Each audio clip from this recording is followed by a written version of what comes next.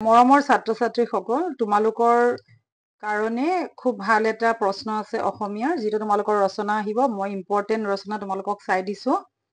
যোৱাটো বৰ্ষতো মই দিছিলো, ৰচনাখিনি গোটেইখিনি পঢ়িছিলে। এবাৰো তোমালোকে চোৱা 100% কমন HSLC ফৰ 2025। দুটামান কথা তোমালোকে শুনি লোৱা। তোমালোকৰ ৰচনাখনত 8 নম্বৰ আহে। তোমালোকৰ পেপাৰখনত চবতকে দীঘল প্ৰশ্ন। গতিকে এটা কাম কৰিবা, তাত 4টা পইণ্ট সদায় দিয়ে পেপাৰখনত। তোমালোকে মনোযোগ দি চাবা। ময়ো তোমালোকৰ পেপাৰখনৰ লগতে লিখি দিছো যে কি 4টা পইণ্ট হ'ব পাৰে। ভালকে লিখিলে তোমালোকে নিশ্চয় 8 পাবা। আৰু এইকেইখন এইবছৰৰ কাৰণে কমন হয়। 10খন ৰচনা আছে, তোমালোকে এতিয়াৰ পৰা কৰি যাবা, পৰীক্ষালে সম্পূৰ্ণ হ'ব। প্ৰথমখন হৈছে তোমাৰ জীৱনৰ লক্ষ্য।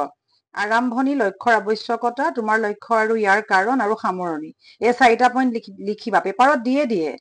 পেপাৰৰ পৰা লিখিবা আৰু নিজেও জানি যাবা যে এই 4টা লিখিলেই হ'ল। তাৰপিছত আনখন তোমাৰ প্ৰিয় গ্ৰন্থ। আৰম্ভণি, গ্ৰন্থখন প্ৰিয় হোৱাৰ কাৰণ, গ্ৰন্থখনৰ কাহিনী আৰু সামৰণি। তাৰপিছত চোৱা, দৈনন্দিন জীৱনত বিজ্ঞানৰ প্ৰভাৱ আৰু মানৱ সভ্যতা বিকাশত বিজ্ঞানৰ অৱদান একেই। আৰম্ভণি, বিজ্ঞানৰ অৱদান, দৈনন্দিন জীৱনত প্ৰভাৱ আৰু সামৰণি। তাৰপিছত তোমাৰ প্ৰিয় এগৰাকী সাহিত্যিক। আৰম্ভণি, প্ৰিয় হোৱাৰ কাৰণ, সাহিত্যলৈ অৱদান আৰু আৰম্ভণি আৰু সামৰণি। অসমৰ কুটিৰ শিল্প বা কাৰিকৰী শিল্প একেই হ'ব। আৰম্ভণি, অসমৰ কুটিৰ শিল্পসমূহ উন্নয়নৰ উপায় আৰু সামৰণি। আৰু অসমৰ বানপানী, এইটোতো থাকেই আমাৰ জ্বলন্ত সমস্যা। গতিকে আৰম্ভণি, অপকাৰ, উপকাৰ আৰু সামৰণি। এইকেইটা তোমালোকৰ এইকেইখন। আৰু তাৰ পিছৰখন হ'ল অসমৰ প্ৰাকৃতিক সম্পদ। আৰম্ভণি, প্ৰাকৃতিক সম্পদৰ প্ৰকাৰ, খনজ, বনজ, জলজ আৰু সামৰণি। পুথিভঁৰালখন তোমালোকে জানাই, 9তো কৰিছা। আৰম্ভণি, বিভিন্ন প্ৰকাৰ, আৱশ্যকতা, সামৰণি।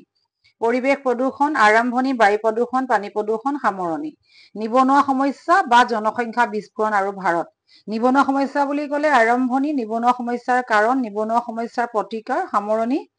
আৰু জনসংখ্যা বিস্ফোৰণ আৰু ভাৰত বুলি ক'লে আৰম্ভণি, বিস্ফোৰণ হোৱাৰ কাৰণ, প্ৰতিকাৰৰ কাৰণ আৰু সামৰণি। ছাত্ৰ ছাত্ৰীসকল, তোমালোকৰ এই 10খন ৰচনা পঢ়িলেই তোমালোকৰ এইবছৰ কমন পৰিব। আৰু তোমালোকে 4টা পইণ্ট লিখিবা, 2-2কে 8 পাবা। তোমালোকৰ এইটো একদম পাবলগীয়া। গতিকে এতিয়াৰ পৰা কৰি থাকা। ভিডিঅ'টো যিমান পাৰা সিমান লাইক কৰিবা, শ্বেয়াৰ কৰিবা আৰু ছাবস্ক্ৰাইব কৰিবলৈ নাপাহৰিবা। ধন্যবাদ।